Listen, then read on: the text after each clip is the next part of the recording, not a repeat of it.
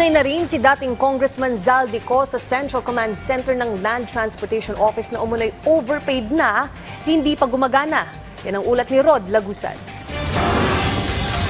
Pinaiimbestigahan ng Land Transportation Office sa Independent Commission for Infrastructure ang Central Command Center ng ahensya na nagkakahalaga ng 946 milyon pesos. Bulto-bulto ang dalang dokumento ng LTO kasama ng kanilang rekomendasyon at reklamo. Ayon kay LTO Chief Marcos Lacanilao, kasama sa kontraktor sa naturang proyekto ay ang Sunwest Construction and Development Corporation na siyang pagmamayari ni dating Ako Bicol Representative Zaldico. Nagsimula ang proyekto noong September 2020 habang nagkaroon ng turnover noong August 2021.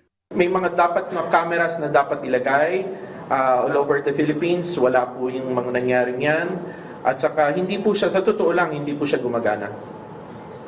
Saka overpriced, may overpayment pa po ito na 26 million.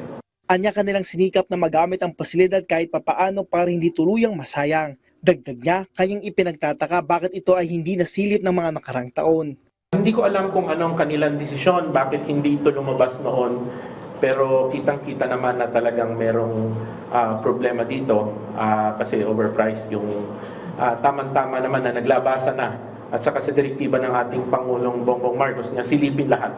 Kaya ginagawa po namin yung aming trabaho.